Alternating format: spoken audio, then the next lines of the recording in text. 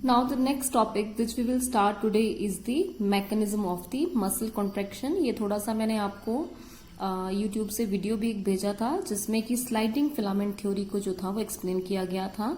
So this sliding filament theory was given by A.F. Huxley, Nader-Gerke and Huxley and Hansen independently. ये दो groups के जो लोग हैं इन्होंने जो थी ये थ्योरी जो थी वो दी थी. तो ये थ्योरी बिल्कुल सिंपल सी है बेटा, ये आपने जरूर करनी है. कई बार पूछ लेते हैं.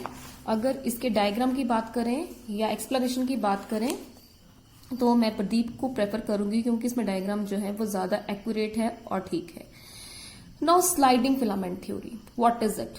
अकॉर्डिंग टू दिस थ्योरी आप जानते हैं कि नॉर्मल कंडीशन में जो है ये क्रॉस ब्रिजेस जो है वो नहीं फॉर्म होते हैं. अगर आपने वीडियो वो देखा होगा तो आप समझ गए होंगे कि नॉर्मल कंडीशन में ये जो क्रॉस ब्रिजेस हैं that is the interaction between the myosin and the actin filament, it is not form in such a वे.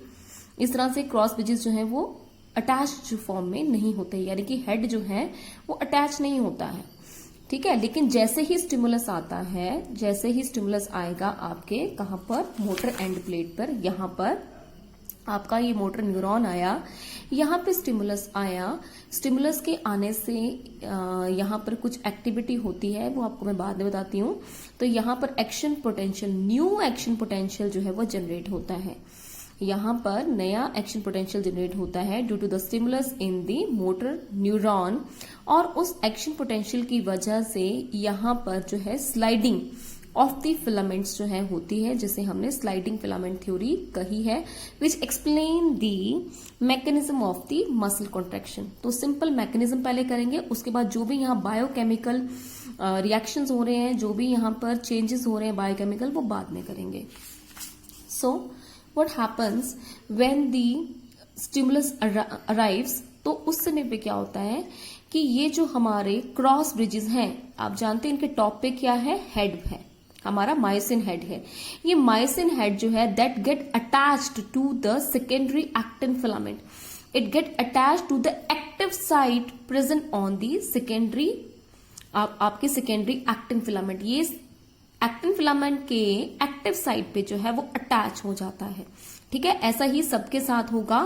कब? जब कॉन्ट्रैक्शन होती है तो ये with the help of the ATP, क्योंकि जो आपका मायोसिन हेड है उसके ऊपर एक एंजाइम भी है. उस एंजाइम का आपको नाम याद होगा, that is the myosin ATPase. कल मैंने बताया भी था कि जो हमारा मायोसिन हेड है इसके ऊपर एक एंजाइम होती है जिसका नाम होता है मायोसिन एटीपीएज. वो मायोसिन एटीपीएज जो है with the help of ATP attaches the head of the myosin filament to the active side of the secondary filament. ऐसे ही सभी जगह पर अटैचमेंट्स हो जाती हैं और फिर अटैचमेंट होने के बाद क्या होता है कि ये जो हमारा सेकेंडरी फिलामेंट है इट इज पुल्ड, इसको खींचा जाता है. It is pulled towards the middle of the, it is pulled toward the middle of the H zone. Actual में यहाँ पे बीच में अगर आपको ध्यान हो, मैंने कहा भी था कि यहाँ पे एक एम लाइन भी होती है. सो हम ये कह सकते हैं कि कंट्रैक्शन होने पर ये हेड्स जो हैं सारे के सारे, क्रॉस ब्रिजेस जो हैं, ये सेकेंडरी फिलामेंट को पुल करेंगे सेंटर की ओर, बीच की ओर जो खींचेंगे. So that what happens, these secondary filaments are, when these are pulled towards the inner side of the H zone, the size of the H zone that goes on decreasing. धीरे धीरे ये size H zone का कम कम कम कम होता जाएगा. और अगर strong contraction होती है, हमारा स्टिमुलस स्ट्रॉन्ग है, तो क्या होगा, ये पूरी तरह से हमारी जो है ये क्या हो जाएगा, H जोन जो है पूरी तरह से डिसअपियर हो जाएगा. ठीक है ना, अगर हमारा H जोन जो है पूरी तरह से डिसअपियर हो गया. अब आप एक चीज बड़े ध्यान से देखेंगे, वो क्या है, there is no change in the length of the A band.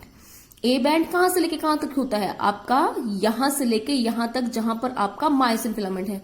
इस मायोसिन फिलामेंट को अपने आप में कुछ नहीं हुआ, इसने सिर्फ एक्टिन फिलामेंट को बीच की ओर जो है पुल किया है with the help of its head. So there is no change in the length of the A band and also no change in the length of the myosin and actin filament. In filaments की length में भी कोई change नहीं आया, इसकी length भी उतनी रही, इसकी लेंथ भी उतनी रही, जितनी थी उतनी ही रही।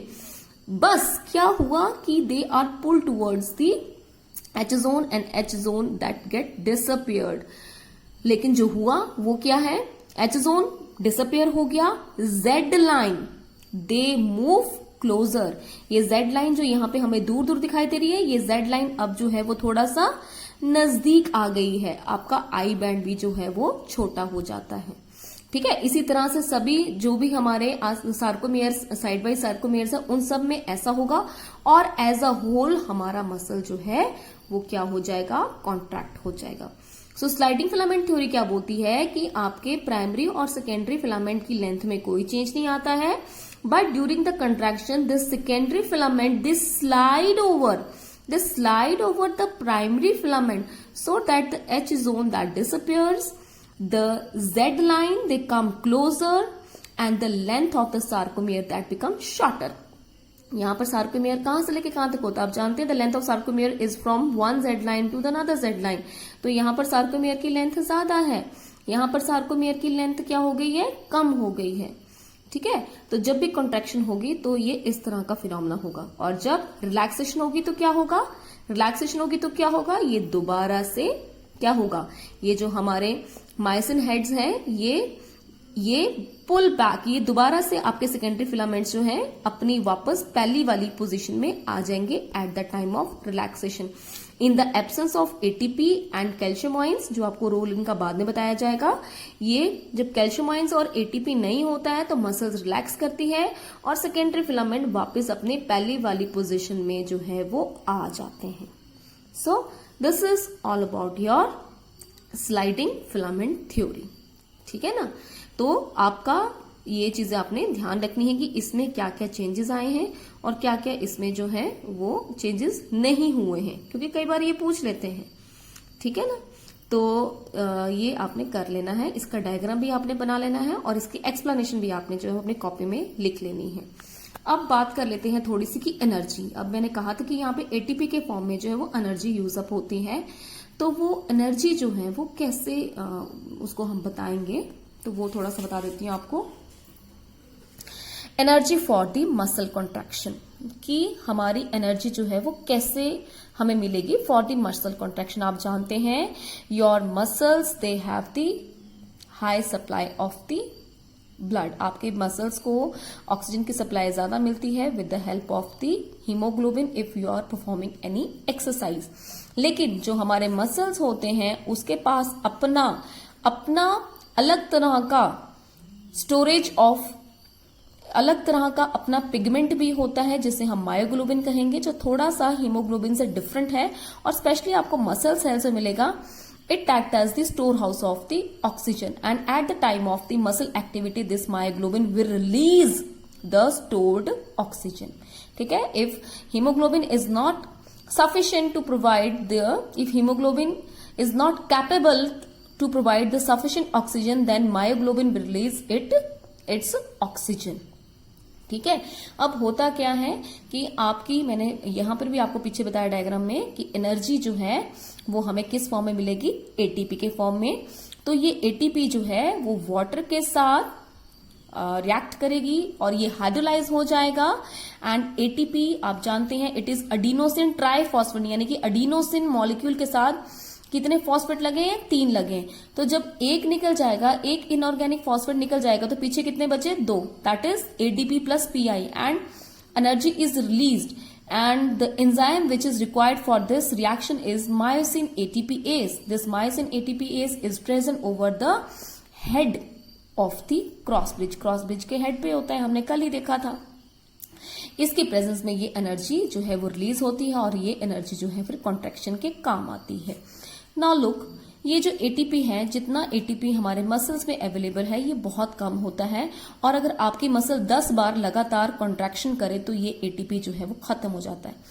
ठीक है, इट गेट एग्जॉस्ट। तो आपको बता देती हूं, your muscles can only use ATP as the energy source. ठीक है, तो ये एटीपी नहीं है तो उनको ये एटीपी रीजनरेट करना पड़ेगा। अब ये रीजनरेट कैसे करेंगे, इसको रीजनरेट करने के लिए हमारे पास एक और हाई एनर्जी मॉलिक्यूल है जिसका नाम है क्रेटिनिन। क्रिएटाइन फॉस्फेट। अब ये क्रिएटाइन फॉस्फेट क्या है? It is a phosphogen. What is फॉस्फोजन?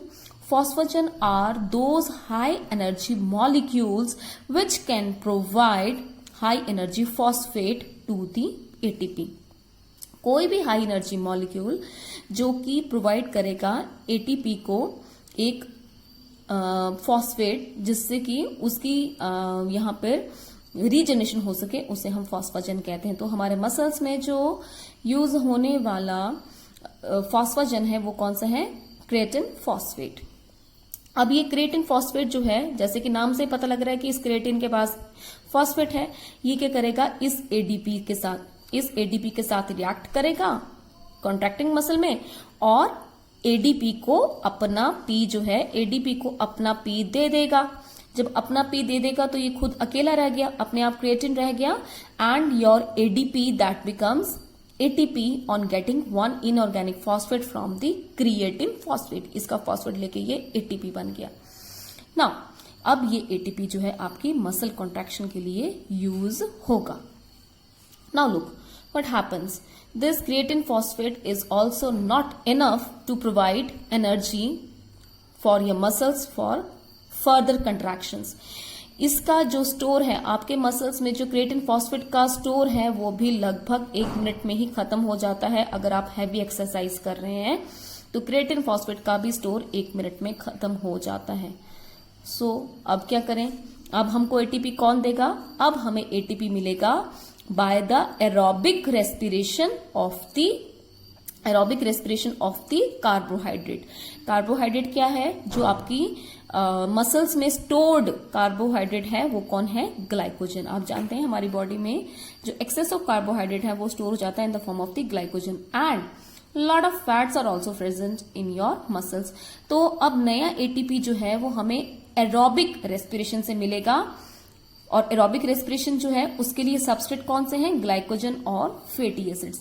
Aerobic respiration is that respiration which uses oxygen, ठीक है, जबकि इससे उल्टा अगर एनारोबिक की बात करें जिसमें कि ऑक्सीजन यूज नहीं होती। ठीक है, अब कई बार क्या होता है कि हमारी मसल्स जो है वो बहुत ज्यादा काम कर रही हैं, हम कोई हैवी काम कर रहे हैं, तो at that time the aerobic respiration is not enough to provide ATP. Aerobic respiration जो है वो एटीपी प्रोवाइड नहीं कर पाता। क्यों? क्योंकि एरोबिक रेस्पिरेशन के लिए हमें चाहिए ऑक्सीजन, और आपकी बॉडी के मसल्स को उतनी ऑक्सीजन नहीं मिल रही जितनी कि फटाफट एटीपी बनाने के लिए चाहिए। तो आपकी बॉडी जो है, आपकी बॉडी के जो मसल्स हैं, तो दूसरे वाले रेस्पिरेटरी मोड पर शिफ्ट कर जाते हैं। किसके ऊपर? एनारोबिक के ऊपर। फिर सुन लें, जब तक तो एरोबिक रेस्पिरेशन से काम चल रहा है, एटीपी हमें एरोबिक रेस्पिरेशन ही प्रोवाइड करेगी। लेकिन when this aerobic respiration become insufficient to provide as much ATP that is required by your muscles for its activity, then the mode of respiration that shift to the anaerobic respiration। अब आपके muscle जो है वो anaerobic respiration जो है perform करेंगे और उसके थ्रू जो है ATP जनरेट करेंगे, यानी कि no oxygen is used now. Anaerobic respiration of glycogen और फैटी एसिड्स होगी। अब ये जो हमारी एनारोबिक रेस्पिरेशन है, इसमें ग्लाइकोजन जो है वो कुछ इंटरमीडिएट्स बनाएगा, और इंटरमीडिएट के बाद जो हमारा बाय प्रोडक्ट बनेगा that is the lactic acid. ठीक है, ये लैक्टिक एसिड जो है, ये लैक्टिक एसिड जब रिलीज होगा ग्लाइकोजन की प्रोसेसिंग से, ग्लाइकोजन की एनारोबिक रेस्पिरेशन से, तो हमें लैक्टिक एसिड मिलेगा और हमें मिलेगी एनर्जी। अब ये जो एनर्जी है इसका यूज किसके लिए होगा? आपकी एटीपी की जनरेशन के लिए, आपकी एटीपी बनाने के लिए। और एटीपी कहाँ यूज हो रहा है? इधर। कहाँ? यहां आपके मायोसिन हेड्स जो हैं, वो मायोसिन हेड्स में जो मायोसिन एटीपीएज है वो तभी काम करेगा, तभी कंट्रैक्शन होगी जब उसे एटीपी जो है वो मिलते रहेगी। अब ये जो लैक्टिक एसिड बच्चों, this lactic acid actually is not good for your health. It is not as good as other these substrates. ये लैक्टिक एसिड जो होता है थोड़ा सा टॉक्सिक होता है, तो अगर ये ज्यादा अमाउंट में जमा होने लग जाए, तो इससे जो है पेन भी जो है वो स्टार्ट हो जाती है, और आपकी मसल फटीग भी जो है वो लैक्टिक एसिड से ही होती है। तो बाद में आपको मैं मसल फटीग की डेफिनेशन भी बताऊंगी। So when the lactic acid start accumulating in your muscles, it causes muscle fatigue and sometimes it causes pain and also cramps. इसकी वजह से पेन भी होती है और क्रैम्प्स भी होते हैं। तो इसको बहुत जल्दी जल्दी हमें डेसिपेट करना पड़ेगा, इसे हमें निकालना पड़ेगा मसल्स से, नहीं तो दर्द कर देगा। तो इसको निकालने के लिए बच्चों हमें चाहिए ऑक्सीजन। ठीक है, अब हमें नेक्स्ट स्टेप पे जो है वो ऑक्सीजन चाहिए। अगर हम इस स्टेप को अवॉइड कर दे, एरोबिक रेस्पिरेशन वाले स्टेप को, तो आपके जो स्टेप नंबर 1, 2, 3 है, यहां तक हमें कोई भी ऑक्सीजन की जरूरत नहीं पड़ रही अगर हम इसको ओमिट करते हैं। अगर आपकी बॉडी कोई फास्ट एक्सरसाइज कर रही है तो आपका स्टेप नंबर 1 तो चलेगा ही चलेगा, 2 भी चलेगा और 3 भी चलेगा। और फास्ट एक्सरसाइज करते वक्त या स्टर्नस एक्सरसाइज या वर्क करते वक्त आपकी बॉडी को एरोबिक रेस्पिरेशन जो है वो ऑक्सीजन प्रोवाइड करने में इनसफिशिएंट होती है, तो आपके मसल्स ऑटोमेटिकली एनारोबिक रेस्पिरेशन पे आ जाते हैं। तो देखेंगे आप कि ये एक आपकी बॉडी की अडाप्टेशन है। देखिए आपकी बॉडी की ये एक क्वालिटी है कि जब आपने कोई स्ट्रांग काम करना है, कोई आपने स्टर्नस एक्सरसाइज करनी है, तो आपकी बॉडी के मसल्स जो हैं वो बिना ऑक्सीजन के भी इतना काम कर लेते हैं, यानी कि इतने स्टेप्स तक जो है वो बिना ऑक्सीजन तक ही पहुंच जाते हैं।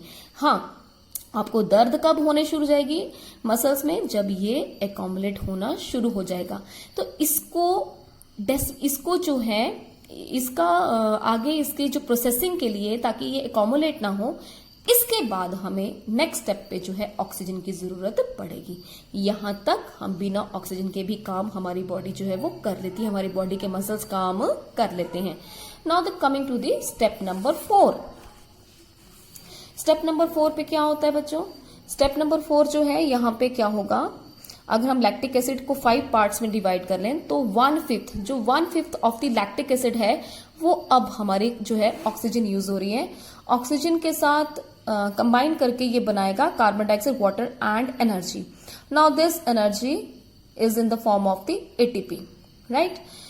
And the left over 4/5 of the lactic acid, जो बचा हुआ 4/5 ऑफ द हमारा लैक्टिक एसिड है, ये वाटर के साथ कंबाइन करेगा और ये जो है वो क्या बना देगा?